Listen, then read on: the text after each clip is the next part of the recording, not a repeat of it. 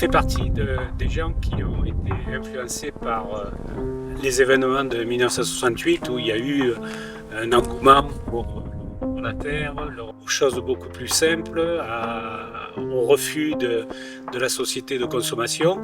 Et même si on n'a pas vécu, on était vraiment gamin, puisque moi j'avais une dizaine d'années. Dans l'avenir, il y aura peut-être plusieurs formes d'agriculture. On a quand même été baigné par ces idées-là. Et il y aura la formule capitaliste qu'on connaît dans certaines régions de France, où il y a un patron et des salariés. Pour nous, on n'a pas choisi le salariat, on a choisi l'association, l'agriculture de groupe, et qui est la formule, à notre avis, qui permet à chacun de continuer à être responsable. J'ai fait des études d'agriculture, et c'est là que j'ai été confronté au problème de l'agriculture moderne. Au sortir de ces 3 années d'études, j'ai choisi de continuer. Parce que malgré tout, on avait des enseignants qui nous disaient « Bon, vous voyez, mais il y a quand même d'autres manières de produire. Il y a d'autres façons de faire. On peut faire différemment. » Même si ce n'était pas l'enseignement conventionnel, orthodoxe, il y avait quand même une vision sur ce qu'allait être et ce qu'est aujourd'hui l'agriculture biologique. Qu'est-ce qui, à l'époque, faisait diverger déjà certains profs de ces méthodes académiques? On commençait à se rendre compte que le DDT était un insecticide qui était devenu et qui était indestructible.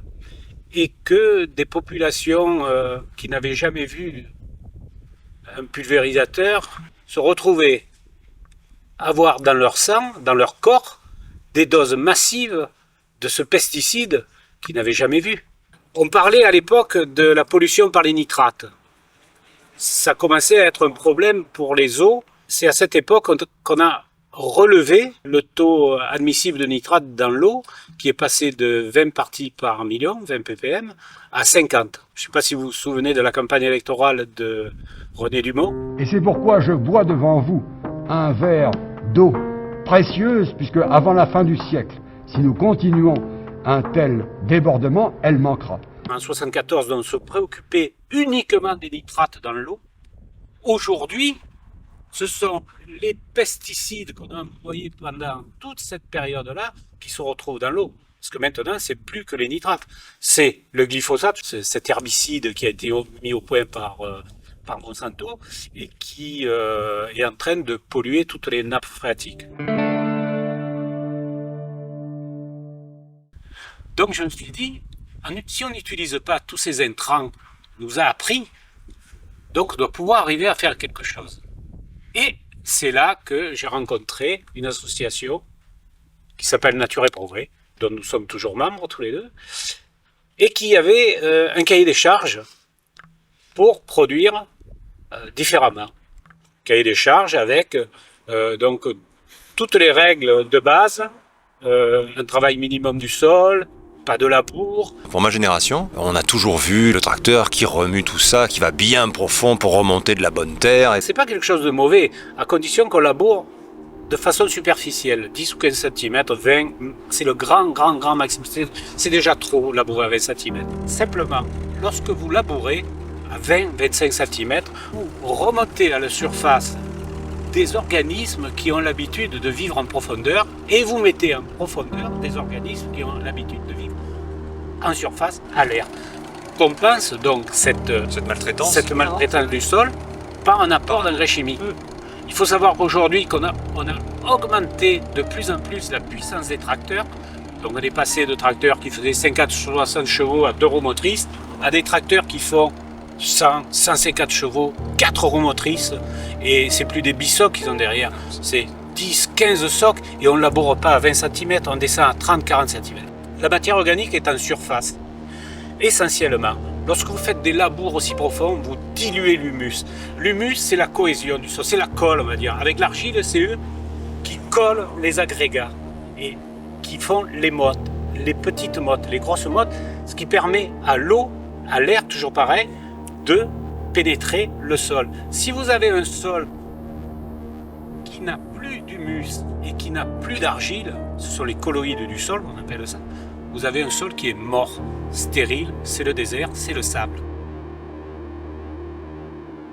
Et petit à petit, on s'est spécialisé dans des grandes plaines céréalières où on voit pousser à perte de vue des céréales, du maïs. Voilà. Et on ne fait plus de restitution, on brûle les pailles, on ne les réincorpore plus au sol. Et même quand on les réincorpore, on le fait tellement mal qu'elles ne se décomposent plus. Parce que la vie du sol, à force de le matraquer par des insecticides, des fongicides, des nématicides, des acaricides, des biocides, tout ce qui finit en cide, des herbicides, on tue la vie du sol. Si vous tuez la vie du sol, la matière organique n'évolue plus. Elle reste telle que vous la mettez. D'où l'importance de soigner la vie de son sol et de ne pas lui mettre des quantités industrielles de produits chimiques.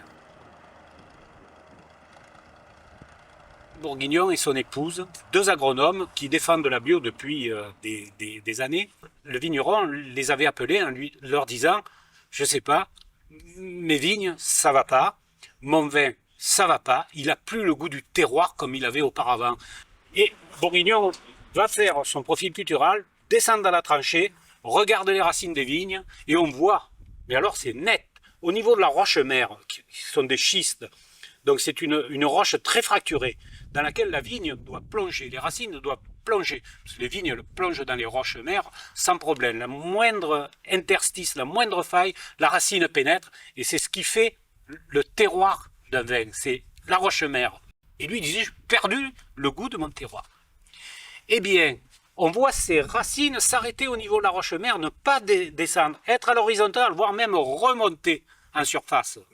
Bourguignon explique, il dit, vous savez, plutôt son épouse qui dit, ce qui se passe, c'est que à force de matraquer le sol et la vigne avec des insecticides, des fongicides, des herbicides, vous avez tué la vie biologique de votre sol. Le sol ne respire plus, il s'est tassé, il s'est compacté.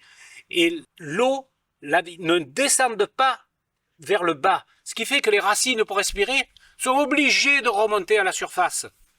Alors que s'il y avait une bonne vie biologique, les racines descendraient. Inversement, dès qu'il y a une sécheresse, elles souffrent, alors que si elles avaient eu un enracinement profond et normal, elles ne souffrent ni de la sécheresse, ni de l'excès d'eau.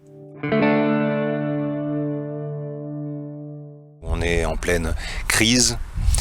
Et comment vous arrivez à vous en sortir aujourd'hui? Et est-ce que vous rencontrez des difficultés par rapport à votre métier, par rapport à la vente, par rapport aussi à un aspect très important pour vous, la météo? On a depuis 4-5 ans eu des problèmes auxquels on ne s'attendait pas. On a eu de gros dégâts dus à des troupeaux de sangliers qui sont venus dévaster nos cultures. Vous n'avez jamais eu ce genre de problème avant? Jamais on avait rencontré ce problème-là, qui est vraiment un problème actuel. Là-dessus, comme tout le monde, on subit la crise qui sévit dans le monde entier depuis 2008, et la concurrence des pays de l'Europe et qui sont en dehors de l'Europe également. Mais ça, c'est le jeu normal de la concurrence. La concurrence économique, il faut s'adapter, il faut savoir valoriser son produit, il faut dire pourquoi il est différent, pourquoi il est plus cher parfois. On a tous ces facteurs, tous ces problèmes, je veux dire, qui sont arrivés en même temps. Plus, cette année, des problèmes, comme vous avez pu le constater, climatiques. J'ai rarement vu des périodes de pluie aussi longues, aussi intenses, de la grêle, alors que en quasiment 40 ans de vie professionnelle, j'ai dû rencontrer 2 épisodes de grêle. Et cette année, on a eu un épisode vraiment dramatique, avec une violence extrême qui a détruit quasiment toute notre production d'automne, à 80%. On pensait que ça allait redémarrer, parce que souvent, comme dit la chanson de Moustaki, on a un bel été qui ne craint pas l'automne en Méditerranée.